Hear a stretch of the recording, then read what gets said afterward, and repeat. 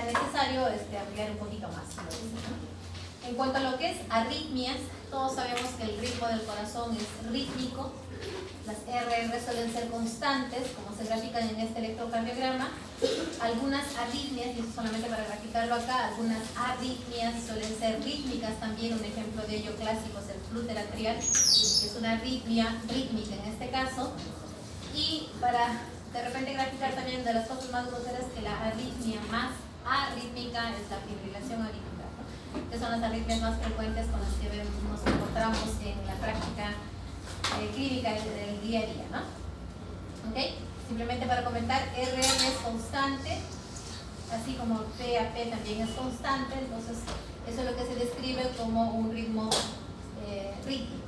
Lo mismo RR constante en el flúter, y en la fibrilación sí definitivamente no hay una relación, hay una arritmia absolutamente arrítmica, no hay relación entre una distancia RR con otra. ¿Ok?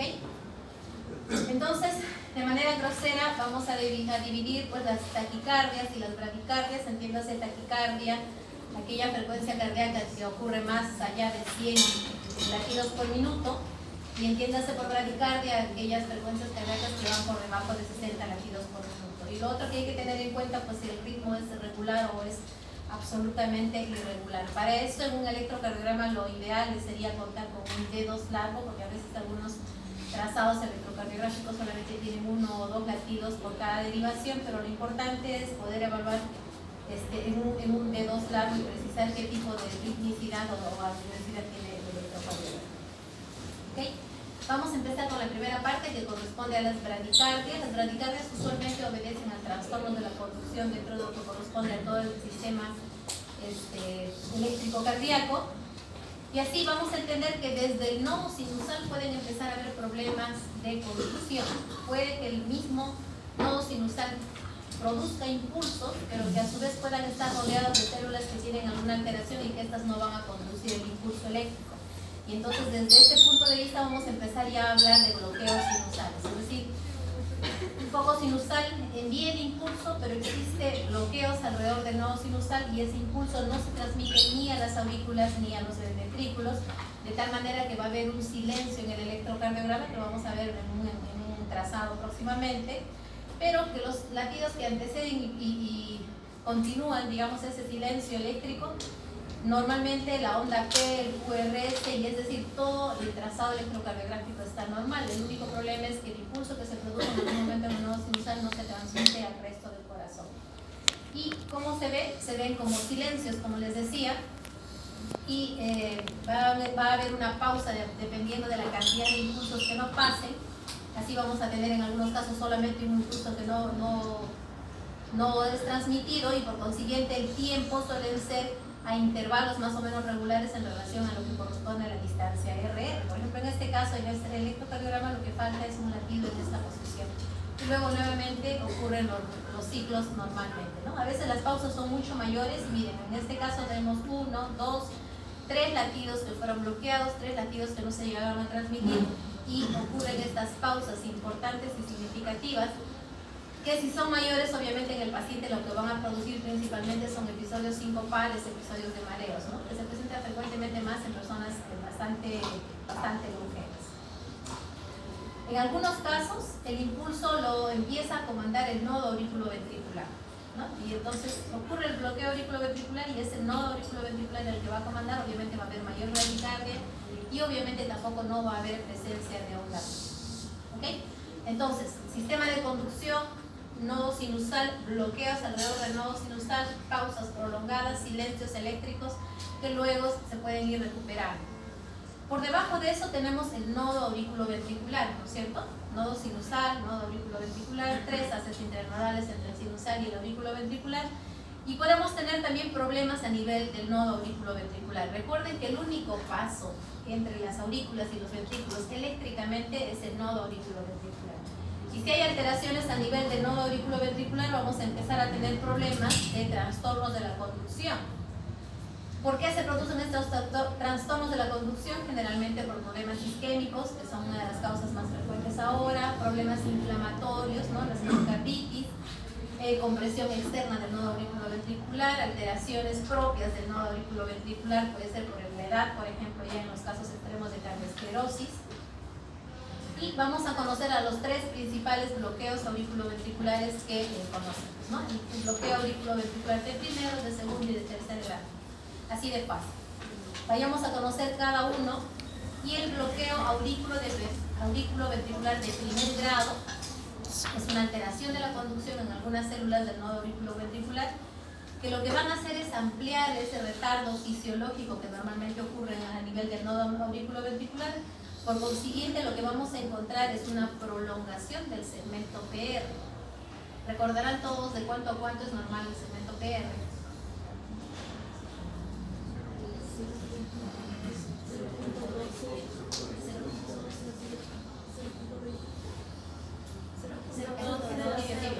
De 0,2 a 0,20. Por consiguiente, el PR que vamos a encontrar en este tipo de alteración es más de 0,20, más de 5 cuadraditos, y eso es lo que corresponde al bloqueo auriculoventricular de primer grado. ¿Okay? Entonces, bloqueo auricular de primer grado, todo el complejo está aparentemente normal, la onda P, el QRS, todo está aparentemente normal, excepto que esta distancia PR, miren, en este caso tiene 4 cuadraditos, prácticamente 7,5 cuadraditos, digamos, 7 por 4, 28, 280 milisegundos, definitivamente corresponde a un bloqueo auriculoventricular de primer grado. Así de fácil, ¿de acuerdo? Dijimos que habían tres. El tipo 2, o el bloqueo auriculoventricular de segundo grado, tiene a su vez dos subtipos, el MOVIX 1 y el MOVIX 2.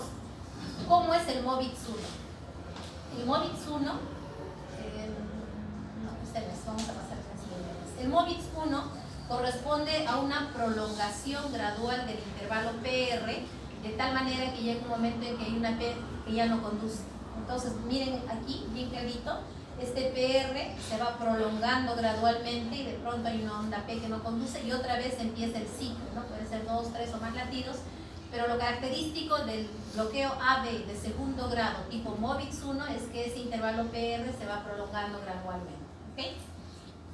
Y en el MOVIX 2 lo que ocurre es que el PR en un complejo normal está normal, pero de pronto aparece una onda P, basta que aparezca una sola onda P que no conduzca, ya es definitivamente el bloqueo auriculoventricular de segundo grado tipo MOVIX 2. Y así tenemos, si medimos la distancia P a P, probablemente sea constante porque el nodo sinusal se sigue despolarizando a la frecuencia que le corresponde en ese momento, pero de pronto hay una onda P que no conduce. Insisto, basta que yo encuentre una onda P que no conduce, estamos dentro del diagnóstico de bloqueo AB de segundo grado tipo MOVIX 2. Así puede ocurrir que una no conduzca, otra sí, una no, otra sí, o tres conducen, una no, y así sucesivamente, ¿no? O puede ser también totalmente irregular, algunas dos conducen, otras no, y sucesivamente. ¿Listo? Aquí, por ejemplo, PR normal, P que no conduce, conduce, conduce, no conduce, no conduce, conduce, conduce, y así sucesivamente. Entonces puede ser irregular o puede ser también tener una cierta ritmicidad en lo que corresponde al bloqueo AB de segundo grado. Y finalmente el bloqueo AB, bloqueo auriculoventricular de tercer grado, definitivamente hay lesión absoluta del nodo auriculoventricular, por consiguiente las aurículas se contraen a su propio ritmo, obedeciendo al nodo sinusal, y los ventrículos también se contraen a su propio ritmo, entonces hay un divorcio total entre las aurículas y los ventrículos. ¿Okay? Las ondas P por su cuenta, los QRS por su cuenta. Entonces, si ustedes hicieran una correlación de la distancia P a P, van a encontrar que la onda P puede caer en cualquier sitio. Por ejemplo, probablemente hay una onda P aquí, puede estar detrás de la P, dentro del QRS, detrás del QRS, es decir, puede estar en cualquier posición, pero ellas siguen su propio ritmo y los ventrículos también siguen su propio ritmo. Entonces, recuerden, divorcio total, no hay forma de reconciliarse entre las aurículas y los ventrículos. ¿Okay? Lo mismo aquí, uy, les ha llegado a ver.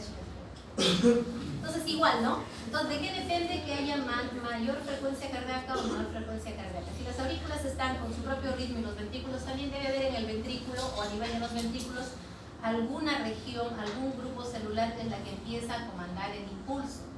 Mientras más alto sea ese grupo celular en el sistema de conducción que empiece a comandar el impulso, obviamente la frecuencia cardíaca va a ser mayor y el QRS va a ser más estrecho. puede que toda esa zona también esté lesionada y resulta que hay un grupo celular que comanda bastante abajo del ventrículo, entonces probablemente la frecuencia cardíaca va a ser menor y los complejos QRS podrían estar cada vez más ensanchados. Entonces es lo que les quería decir acá. Si el grupo celular que comanda el haz de His, vamos a tener frecuencias entre 40 y 55 con QRS estrechos o QRS normales, y si hay algún grupo celular que empieza a comandar el impulso por debajo de las de His, tendremos frecuencias cardíacas de 20 a 40 con QRS ensanchados. Eso creo que es fácil de entender. Miren la onda P, cayendo por cualquier lado en realidad, igual acá, este debe ser un B1, ¿no es cierto? Porque hay P básica y hay un QRS ligeramente ensanchado, esto probablemente más corresponde a un bloqueo de rama que vamos a ver. ¿Okay? Esta imagen solamente para recordar el sistema de conducción. Tenemos problemas a nivel del nodo sinusal, que ya hemos dicho, pausas, paradas. Tenemos alteraciones a nivel del nodo auriculoventricular, y hemos conocido bloqueos auriculoventriculares de primero, segundo y tercer grado. ¿Y ustedes creen por debajo habrán problemas también? Claro que van a haber problemas. Así se van a bloquear alguna de las ramas de las de His. Puede bloquearse la rama derecha, puede bloquearse la rama izquierda. Y entonces en el electrocardiograma, ¿en qué porción del electrocardiograma encontraré los bloqueos auriculoventriculares?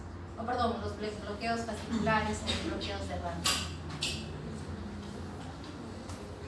Hemos dicho bloqueos sinusales, van a haber ausencia total de contracción auricular y ventricular, ¿no es cierto? Bloqueos auriculoventriculares, el problema está en el intervalo PR o disociación absoluta entre ondas P y QRS. Y por debajo, ¿dónde creen que debería evaluar en el electrocardiograma posibilidad de bloqueos de ramas?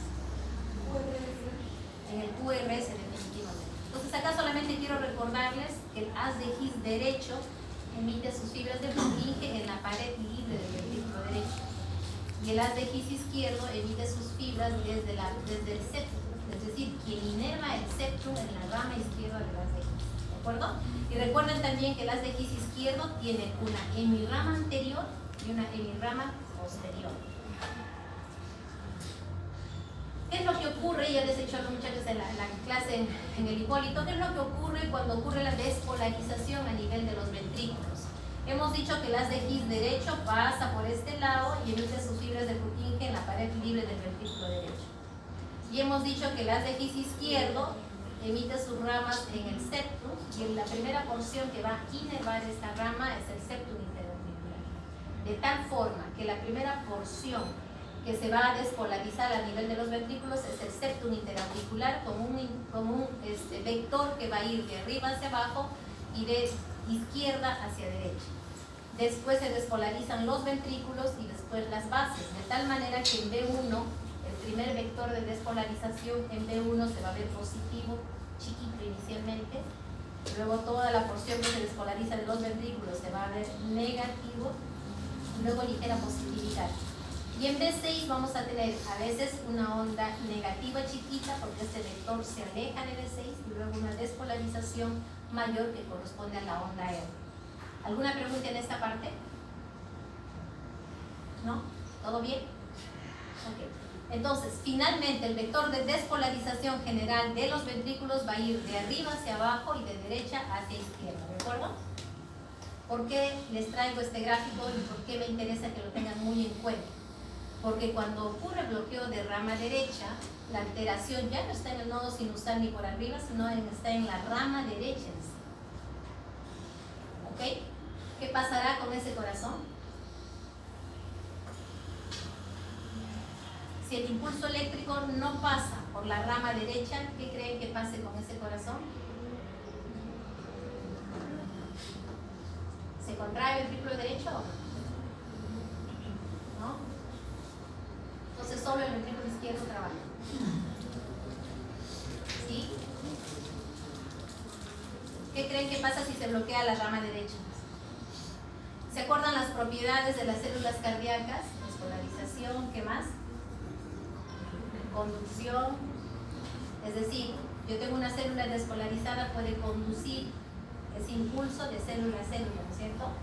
¿De acuerdo? Ok, se despolarizan igual los dos ventrículos, no igual. Primero el ventrículo izquierdo y luego el ventrículo derecho, y ustedes dirán, ¿por qué? El primero en despolarizarse es el septum, porque no va a haber ningún problema, ¿no es cierto? El que está bloqueada es la rama derecha. Si se despolariza el septum, este vector número 1 de despolarización a nivel de los ventrículos seguirá siendo el mismo, estará normal. Luego se despolarizará todo el ventrículo izquierdo. Y las células que se despolaricen contiguas al ventrículo izquierdo, en algún momento estas despolarizaciones van a producir despolarización de las células del ventrículo derecho, como si fuese un efecto de dominó. ¿Sí o no? Entonces, ¿el ventrículo derecho se va a despolarizar? Sí. ¿Pero qué va a producir eso? Un retardo en la despolarización de ambas masas del ventrículo derecho y el izquierdo. ¿Eso qué va a provocar en el electrocardiograma? Ensanchamiento del QRS. ¿Okay?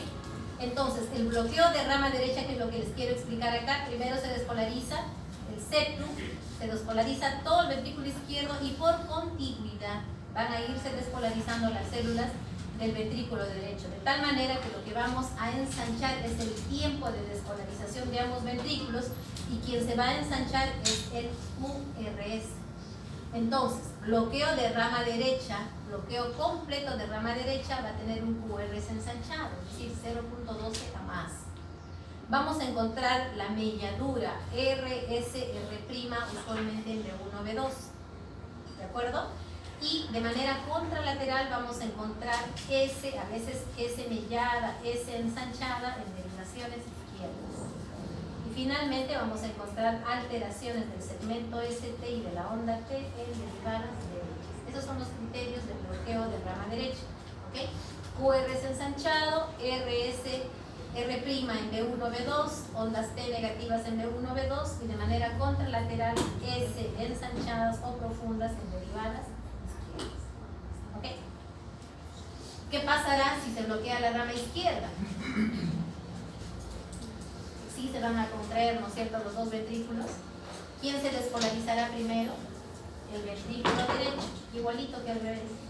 Se despolariza primero el ventrículo derecho, por consiguiente el vector de despolarización del septum ya no será de izquierda a derecha, sino será al revés.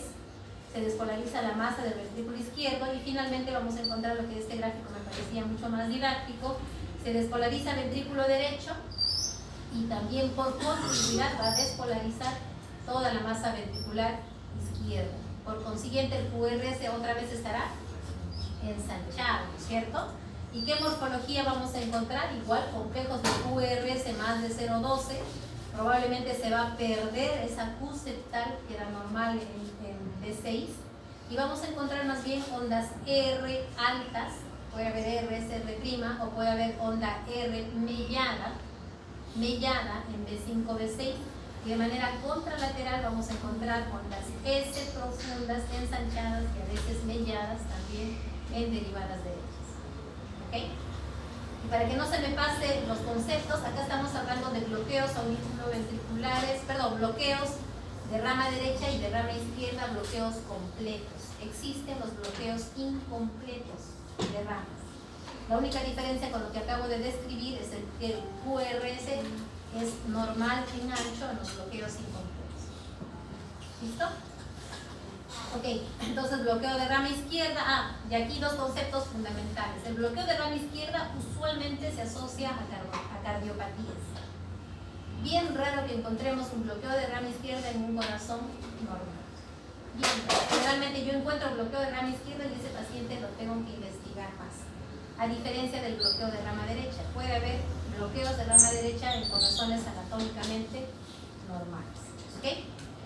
Y para complicarnos la vida, pueden ocurrir bloqueos también de las ramas fasciculares del haz de His izquierdo, es decir, puede haber bloqueo de la hemirama anterior del haz de His o puede haber bloqueo de la hemirama posterior del haz de His. ¿Se los digo o ya lo leo? Entonces, el bloqueo fascicular anterior se llamará hemibloqueo anterior izquierdo del haz de His. Y el de la rama posterior será hemibloqueo de la rama posterior de las de His. Peor todavía, puede haber bloqueo de rama derecha más hemibloqueo anterior izquierdo, puede haber bloqueos auriculoventriculares más bloqueo de ramas, es decir, puede haber todas las combinaciones que se les ocurran. ¿Ok? ¿En qué consiste el bloqueo de la hemirrama anterior? El bloqueo de la hemirrama anterior, el que tiene problemas en despolarizarse, es el septum básicamente. Ocurre la despolarización inicialmente del ventrículo derecho y lo que vamos a encontrar en el electrocardiograma son S profundas en derivaciones 2, 3 y A. S profundas en derivaciones 2, 3 A. ¿De acuerdo? Y S probablemente ensanchadas, alteradas, abigarradas. Entonces, en mi bloqueo anterior izquierdo, el QRS no estará tan ensanchado, el QRS será normal en ancho. Encontraremos bien desviado el eje hacia la izquierda por más allá de menos 45 grados para arriba. Y desde ya, si yo encuentro un eje del QRS más allá de menos 45, yo ya no pienso en crecimiento ventricular izquierdo o hipertrofia ventricular izquierdo. Lo primero que se me ocurre ya es un trastorno de conducción de la columna, ¿sí? Más allá de menos 45, ya mi cabecita lo primero que piensa es un trastorno de la conducción de alguna rama. ¿Cuál? Probablemente un hemibloqueo anterior izquierdo de las venas. Y lo que les acabo de mencionar es RS empastadas en 2,3 ABF y a veces RS empastadas en D1 y A2. ¿Okay? Y acá encontramos esta morfología. Miren, la S empastada, ensanchada, con una morfología abigarrada en 2,3 ABF. Y los que quisieran sacar el eje del QRS está por lo menos en menos 45 grados para arriba. Positivo en D1, negativo en ABF, casi estos dos del mismo tamaño, estamos en eje del QRS probablemente en menos 45. Y en cuanto al hemibloqueo posterior de la rama izquierda, lo que vamos a encontrar más bien, para no enredarnos mucho, es al revés. Vamos a encontrar ondas R empastadas, ensanchadas, abigarradas en derivaciones 2,3 ABF. Vamos a encontrar el eje más bien desviado hacia la derecha con un QRS relativamente normal. ¿Okay? Aquí, por ejemplo, R ensanchada, una morfología más o menos abigarrada, en 2,3 ABF, y el eje de 90 para más, hacia el lado derecho. Aquí el eje está en 90 grados. Y así como les decía, alteraciones, miren, patrón de bloqueo de rama derecha más hemibloqueo anterior izquierdo y así, una serie de combinaciones, se los voy a dar en el electrocardiograma, pero que es importante que los conozcan para hacer el diagnóstico. Yo creo que hasta aquí más o menos lo que corresponde a bradicardias, y vamos a tratar de ver posteriormente ahora lo que es en relación a taquiarritmias. ¿Qué me interesa que vean en el electrocardiograma? El segmento PR, ¿de qué me sirve? Si está largo, es bloqueo auriculoventricular de tercer grado. Si es variable y hay disociación auriculoventricular, bloqueo de tercer grado. Si el PR está corto, no se olviden, puede ser síndromes de preexcitación. Si la onda P está ensanchada, bueno, no es depresión de la clase, pero si el QRS está ensanchado, pueden ser dos probabilidades. O es ventricular o es bloqueo de rama. ¿De acuerdo? Entonces veamos ahora lo que corresponde a las taquiarritmias. Hasta aquí, bradiarritmias, y a partir de acá vamos a evaluar las taquiarritmias. Esta lámina es para hacerles recuerdo de lo que hace un ratito les comentaba, las propiedades de las células cardíacas. Las células cardíacas tienen propiedades de excitabilidad, de conductibilidad, de automatismo, de contractilidad y de relajación. Todas las células cardíacas tienen estas propiedades, todas. Algunas se despolarizan más rápido y otras más lentas, pero todas las células en general tienen estas propiedades y eso participa mucho en la génesis de las arritmias cardíacas. Solamente un recuerdo nuevamente. El sistema de conducción, para que recuerden y les quede bien fijo: despolarización auricular, onda P, retardo fisiológico, segmento PR, despolarización QRS, ya lo saben. ¿Qué me interesa que tengan en cuenta ahora? Todo lo que ocurre por arriba de la bifurcación de las de His corresponde a la región atrial, auricular. Todo lo que ocurre por debajo de la bifurcación de las de His corresponde al área ventricular. Entonces, esto nos va a servir para hacer la diferenciación entre las taquicardias supraventriculares y las taquicardias ventriculares. ¿Qué otra cosa me interesa saber? Me interesa saber si el QRS está ancho o está angosto. Eso también me va a ayudar en el diagnóstico. Si es rítmico o no es rítmico. De igual manera también me va a ayudar en el diagnóstico. Aquí yo creo que ninguna duda. P que precede a todos los QRS menos de 2 cuadraditos, QRS normal. A diferencia de esta otra que vemos aquí, algunos ya conocen esta diapositiva, Este QRS tiene por lo menos 3, casi 4 de ancho, o sea, puedo contarlo de aquí hasta aquí, por ejemplo, por lo menos 4 cuadraditos, 4 por 4, 16, 160 milisegundos. ¿Qué me ayuda a saber si esto es un complejo ventricular o si es un complejo supraventricular con patrón de bloqueo de radio? En este electrocardiograma, ¿ven ustedes la onda P? ¿Existe onda P? No existe onda P. El QRS es ensanchado y si ven el eje del QRS está desviado hacia menos 90 grados. Esta es la imagen de una taquicardia ventricular. ¿Okay? Son complejos ventriculares.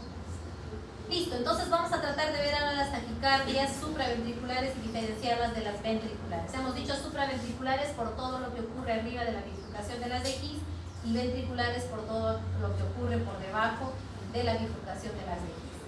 En las taquicardias supraventriculares, en la génesis de las taquicardias supraventriculares, hay aquellas en las que la participación activa del génesis de la taquicardia son las aurículas y hay aquellas en las que para la participación activa de la génesis de la taquicardia es el nodo aurículo ventricular. O sea, las supraventriculares o son auriculares o son dependientes del nodo aurículo ventricular. La gran mayoría de taquicardias supraventriculares tienen el mecanismo de reentrada. El 90% corresponden a taquicardias con mecanismo de reentrada y el 10% corresponden a taquicardias de origen de automatismo. ¿Okay? En cuanto a las taquicardias supraventriculares de origen auricular, pueden haber complejos auriculares ectópicos, es decir, algún foco auricular que se despolarice que no sea el nodo sinusal. Pueden haber taquicardias auriculares multifocales, es decir, varios focos se despolarizan a nivel de las aurículas. Puede haber taquicardias por reentrada intraauricular, pueden haber taquicardias por reentrada sinusal inclusive, y las más características o más frecuentes son el flúter auricular y la fibrilación auricular, que ya la hemos visto por lo menos en una imagen anterior. ¿Okay? Esas son las que tienen origen auricular. Veamos ahora las taquicardias supraventriculares con participación del nodo aurículo-ventricular. Las más frecuentes, definitivamente, las que se generan por reentrada nodal. Así tenemos ortodrómicas o antidrómicas, dependiendo de por dónde vaya el mecanismo de reentrada, ¿no es cierto? Y en ellas generalmente hay una participación de una vía accesoria que también lo vamos a revisar posteriormente. Puede haber taquicardias ectópicas de la unión, es decir, actividad ectópica de la unión, o las taquicardias reciprocantes permanentes del nodo aurículo ventricular también. Nos interesa mucho saber si los RR de las taquicardias supraventriculares son regulares o si son o no son regulares, ¿no? Ya hemos dicho que las taquicardias totalmente arrítmicas, con RR totalmente arrítmico, no hay otra que no sea la fibrilación auricular, que es una de las taquicardias más frecuentes, taquicardias en origen auricular. Es importante también tratar de valorar si existe o no existe la presencia de onda P, un poco para que nos lleve a sospechar la etiología de la taquicardia supraventricular. Acá, por ejemplo, miren, contracciones auriculares prematuras, que quiere decir que existen contracciones a nivel de las aurículas, pero que tienen un sitio diferente del nodo sinusal, y así vamos a encontrar aparentemente un nodo sinusal normal, una onda P, procedente del nodo sinusal normal, y tenemos otras ondas P que producen también complejos, pero que no son de origen en el nodo sinusal. Entonces, esas son las que se llaman contracciones auriculares multifocales prematuras. Esta taquicardia auricular multifocal suelen tener frecuencias cardíacas muy altas. Miren, la onda P totalmente diferente a la onda P sinusal, y pueden alternarse o variar y producir taquicardias también de frecuencias cardíacas bastante altas. Taquicardia auricular unifocal, es un solo foco el que se va despolarizando y puede producir el mismo fenómeno de taquicardia, un foco ajeno al nodo sinusal, cuyo QRS también probablemente va a ser estrecho. En relación al flúter auricular, el flúter auricular tiene en su fisiopatología un mecanismo de macro reentrada. Existe una reentrada grande a nivel de las aurículas y eso va a provocar en el electrocardiograma una imagen en serrucho, ¿no? Y dependiendo cuántas pasen por el nodo aurículo ventricular, vamos a tener taquicardias rítmicas, flúter rítmico o flúter arrítmico. Generalmente suelen ser rítmicas. Entonces, a veces una onda conduce, otra no conduce, o a veces dos conducen, dos no conducen y otras sí. Entonces va a depender de cuántas conduzcan para que la frecuencia cardíaca sea alta o no. A veces la frecuencia cardíaca también está normal en un flúter con frecuencia cardíaca controlada, ¿no? Flúter auricular, miren esas ondas en diente de cierre, en este caso una conduce, otra no conduce, una conduce y otra no conduce, de tal manera que la frecuencia cardíaca que produce son frecuencias cardíacas bastante altas, ¿no? Y miren, si ustedes notan la distancia RR, definitivamente en este caso es rítmica. La fibrilación auricular, como les había mencionado también anteriormente, normalmente tienen estas ondas F minúsculas y la distancia RR son totalmente diferentes, ¿no? Esto es lo más característico en la fibrilación auricular. Las taquicardias paroxísticas o reentrada nodal, existe un mecanismo de reentrada dentro del nodo auriculoventricular, generalmente son taquicardias con frecuencias cardíacas bastante altas y suelen ser rítmicas con QRS a veces estrecho, ¿no? Con QRS generalmente estrecho, pero puede haber ondas P superpuestas. Recuerden que lo que hay aquí es un mecanismo de una taquicardia por reentrada. Dentro del mismo nodo auriculoventricular hay un mecanismo de reentrada que es el que genera la taquicardia, entonces podríamos encontrar en algunos casos ondas P, ya sea dentro del QRS o un poco después del QRS, ¿no? Y esto es lo que les dije hace un rato, disculpen que corra, pero realmente es tantos conceptos en una sola clase que me hace que corra un poquito. Si tienen preguntas, les rogaría que en todo caso también las puedan hacer, no hay problema. ¿Okay? Les había mencionado básicamente dos mecanismos por los cuales el QRS está ancho. Si yo encuentro QRS ancho, básicamente pienso en dos cosas. O son complejos ventriculares, como les enseñé en esa diapositiva anterior, o son complejos supraventriculares. En este caso, ¿cómo es que son supraventriculares con QRS ancho? Puede que el paciente tenga de base algún trastorno de la conducción de rama, es decir, se asocia al bloqueo de rama derecha o al bloqueo de rama izquierda. Por consiguiente, son supraventriculares, pero con conducción de bloqueo de rama derecha o bloqueo de rama izquierda. En este caso, existirán ondas T que preceden a ese QRS ensanchado. ¿Okay? Si son ventriculares, obviamente no van a existir ondas P. Entonces ya saben, complejos QRS ensanchados son dos cosas, o son complejos ventriculares o son complejos supraventriculares con patrón de bloqueo de rama, ya sea derecha o ya sea izquierda. Este tipo de taquicardia por vía accesoria oculta suelen ser medianamente frecuentes, y lo que ocurre en este caso es que existe una vía accesoria, existe tejido de conducción en un lugar donde no debería existir, y gracias a este tejido que en algún momento produce el pase del impulso se va a generar un mecanismo de reentrada. En el electrocardiograma, ¿cómo veremos esta alteración?